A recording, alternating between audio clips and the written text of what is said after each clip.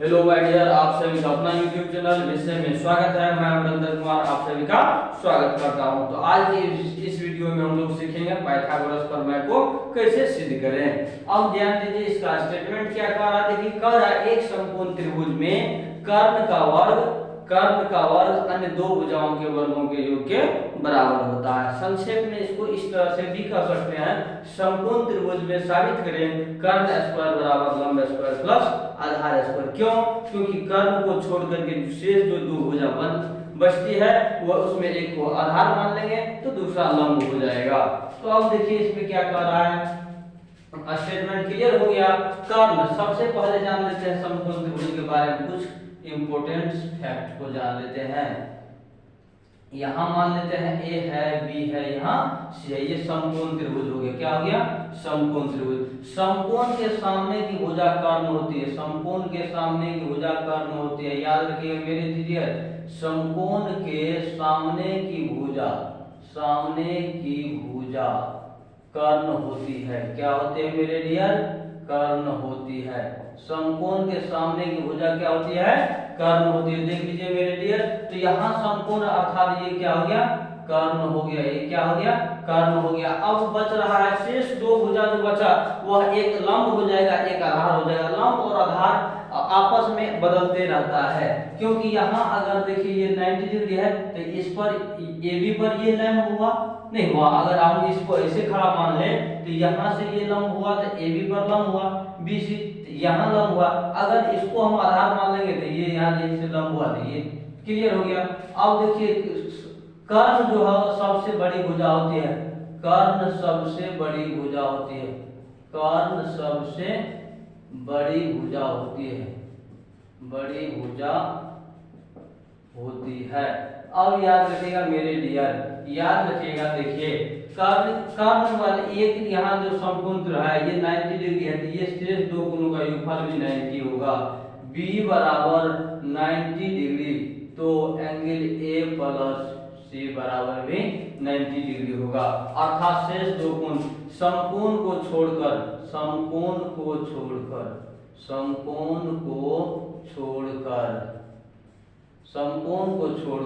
शेष दो कोण का न्यून कोण होगा। तो छोड़कर शेष दोनों कोण न्यून कोण होते हैं। क्या होते हैं? न्यून कोण होते हैं। तो इस तरह से आप लोग क्लियर हो गए। और समकोण के सामने भुजा कर्ण होती है, ये बात लिख दिए। तो अभी हम सिद्ध कर सकते हैं ये कर्ण स्क्वायर बराबर लंब स्क्वायर प्लस आधार स्क्वायर। याद रखिएगा मेरे डियर, कर्ण स्क्वायर बराबर लंब स्क्वायर प्लस आधार स्क्वायर।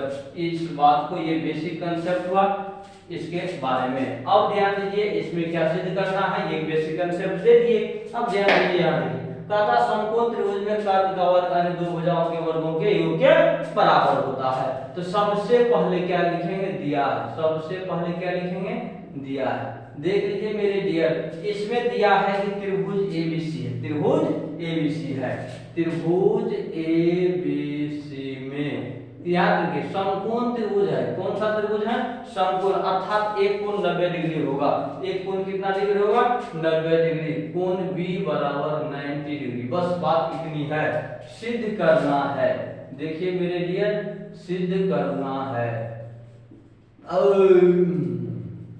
सिद्ध करना है। क्या सिद्ध करना है मेरे डियर? देखिए यहाँ से इसको कर्ण मानते हैं। इसको क्या मानते हैं? कर्ण हो गया AC स्क्वायर। और किसी को लंब आधार मान लीजिए, तो हम इसी को मानते हैं लंब, इसको मान लेते हैं आधार। कर्ण को छोड़कर शेष दो भुजा यही बचता है, AB और BC बचता है। तो इसका तो ये आपको प्रूव करना है। ध्यान दीजिए इसके लिए रचना। अब देखिए रचना क्या होता है। देखिए इसको प्रूव करने के लिए कुछ अलग से क्रियाकलाप करना पड़ता है, कुछ पॉइंट्स को मिलाना पड़ता है, कहीं परपेंडिकुलर डालना पड़ता है उसको रचना में। जो दिया हुआ है जो प्रूव करना, उसके अतिरिक्त जो काम करते हैं आप त्रिभुज में किसी फिगर में, वो रचना होता है। तो ध्यान दीजिए यहाँ से रचना लेते हैं। रचना क्या करते हैं मेरे डियर, इस पे यहाँ से यहाँ परपेंडिकुलर डाल देते हैं और इस बिंदु का नाम रख देते हैं डी। देख लीजिए मेरे डियर, यहां से बी डी परपेंडिकुलर एसी खींचा। क्या लिखे मेरे dear, B D perpendicular AC खींचा। अब ध्यान दीजिए मेरे डियर, क्या कहता है देख लीजिए। अब इसका जो है प्रमाण देख लीजिए मेरे डियर, प्रमाण देख लीजिए मेरे डियर, प्रमाण में देखिए अब ये इसको ले जाएंगे समरूपता पे। किस पे ले जाएंगे, समरूपता पे। तो ध्यान दीजिएगा एक बार ये छोटा त्रिभुज लेंगे और इसके बाद बड़ा वाला त्रिभुज लेंगे। तो लिखते हैं त्रिभुज ए डी बी में, ए डी बी एवं त्रिभुज ए बी सी में। देखिए मेरे डियर, ए डी बी और ए बी सी अर्थात ये छोटा त्रिभुज और उसके बाद एक बड़ा त्रिभुज। अब छोटा त्रिभुज में देखिए ये 90 यहाँ परपेंडिकुलर ये कोण कितना डिग्री होगा, 90 डिग्री होगा, और बड़ा वाला त्रिभुज में भी ये कोण 90 डिग्री हो गया। क्लियर हो गया, दो एक कोण बराबर हो गया दोनों का। अब ये देखिए दोनों त्रिभुज में है, ये देखिए ऐसे भी है और उसके बाद ये ऐसे भी है, नहीं है। तो इस तरह से हो गया। लिख सकते हैं पहले कोण ए बराबर कोण ए, उभयनिष्ठ है, उभयनिष्ठ। याद रखिएगा मेरे डियर, उभयनिष्ठ हो गया। क्लियर हो गया। उसके बाद ए डी बी बराबर हो गया, याद रखिएगा ए बी सी। अब देखिए दो कोण बराबर हो गए, दो कोण बराबर हो गया तो ए समरूपता। आप तीन इसका भी लगा सकते हैं ए। तो इसके लिए तब एक कोण और दिखाना पड़ेगा, ठीक ना। तो हमको इसी में हो जाएगा, क्योंकि ए ऊपर में है इस पर भी, क्योंकि दो त्रिभुज में अगर दो कोण बराबर हो तो तीसरा स्वतः बराबर, क्योंकि त्रिभुज के तीनों कोण के ऊपर 180 डिग्री होता है। ध्यान दीजिए मेरे डियर। तो इसीलिए ए समरूपता से, किससे मेरे डियर, ए समरूपता से। कौन सा समरूपता लगा मेरे डियर, ए समरूपता से त्रिभुज ए डी बी समरूप हो जाएगा मेरे डियर ए बी सी। कौन सा, तो ए बी सी। अब देखिए मेरे डियर, समरूप है तो संगत भुजा का अनुपात बराबर होगा, इसलिए संगत भुजा का अनुपात या संगत भुजा समानुपातिक होगी। संगत भुजाएं समानुपातिक होगी, समानुपाती होंगे, ठीक है। क्लियर। अब इसलिए यहां से लिख सकते हैं, यहां से। अब देखिए इसका लेते हैं, इस छठकोणीय त्रिभुज का मेरे डियर लेते हैं इसमें ए डी। अब इस बड़ा वाला त्रिभुज में लेते हैं ए बी। क्लियर हो गया। अब छोटा सा ट्रायंगल इस ट्रायंगल में लेते हैं, देखिए मेरे डियर ए बी और बड़ा वाला त्रिभुज में लेते हैं ए सी। अब कहिए ये अपने मन से कैसे लेते हैं ए बी, जो मन होता वो करते जा रहे हैं, यही ना। तो देखिए नहीं मेरे डियर, संगत भुजा ले रहे हैं। ध्यान दीजिए ए डी लिए है, ए डी। यहां से देखिए मेरे डियर क्या बोले, लंब आधार चेंज होते रहता है। ये देखिए यहां से 90 डिग्री इस पे बन रहा है, ये लंब लिए है। ये क्या लिए है, लंब। तो इसका लंब क्या होगा, एबीसी का लंब क्या होगा। देखिए छोटा त्रिभुज का ये लंब है एडी, तो बड़ा त्रिभुज का लंब कौन सी हुआ, एबी हुआ कि नहीं हुआ, नहीं हुआ। छोटा त्रिभुज का लंब एडी, तो बड़ा वाला त्रिभुज का भी लंब कौन सी, एबी। क्लियर। और छोटा त्रिभुज का देखिए समकोण के सामने की भुजा क्या होती है, कर्ण होती है। तो ए इस त्रिभुज में इसका कर्ण क्या हो गया, कर्ण क्या हो गया, एबी। क्लियर। तो छोटा बड़ा वाला त्रिभुज लेते हैं, बड़ा वाला त्रिभुज का कर्ण कौन सी है, एसी। तो अब समझ में आ गया कि अपने मन से नहीं ले रहे हैं, ये जो संगत भुजा बन रहा है उस हिसाब से ले रहे हैं। अब इसको क्रॉस मल्टीप्लिकेशन करते हैं मेरे डियर। देखिए AB गुना AB यानी AB स्क्वायर कैसे हुआ, एक बार लिख देते हैं, क्लियर हो जाएगा मेरे डियर। यहां से हो जाएगा AD गुना AC। अब देख लीजिए मेरे डियर, AB स्क्वायर हो गया और AD गुना AC हो गया। Equation first. अब आप ऐसे भी लिख सकते हैं, इसी प्रकार क्या लिखेंगे, इसी प्रकार त्रिभुज CDB सिमिलर ट्रायंगल होगा CBA। अब देखिए मेरे डियर मेरे डियर, जैसे इसमें कॉमन आया था वैसे इसमें भी कॉमन आएगा। जैसे ये 90 डिग्री तो ये भी 90 डिग्री, तो इसी तरह से इसको दिखाने की कोई जरूरत नहीं है, लिख दिए तो इसीलिए लिखेंगे संगत भुजा समानुपाती होगा, संगत भुजा समानुपाती होगा, संगत भुजा समानुपाती होगा, समानुपाती होंगे, समानुपाती होंगे। ठीक है, देख लीजिए मेरे डियर, इसीलिए संगत भुजा।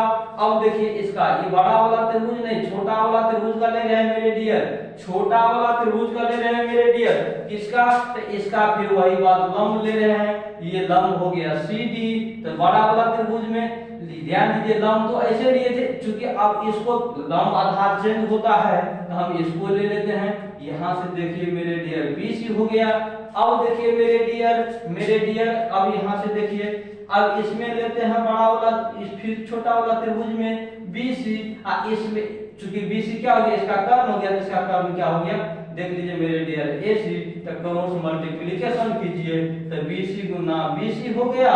यहां से देखिए मेरे डियर CD गुना क्या हो गया AC। क्लियर हो गया, तो इसीलिए लिखेंगे BC स्क्वायर बराबर हो गया मेरे डियर CD गुना AC, समीकरण। अब देखिए मेरे डियर समीकरण 1 और समीकरण 2 को जोड़ते हैं। याद रखिएगा ये बेसिक कंसेप्ट दिया है, ये सिद्ध करने से अलग की बात है, आपको ये सिद्ध नहीं करना है, ठीक है, ये अलग बात है, आपका यहीं से यहीं तक स्टेटमेंट है। देख लीजिए मेरे डियर, तो लिखेंगे समीकरण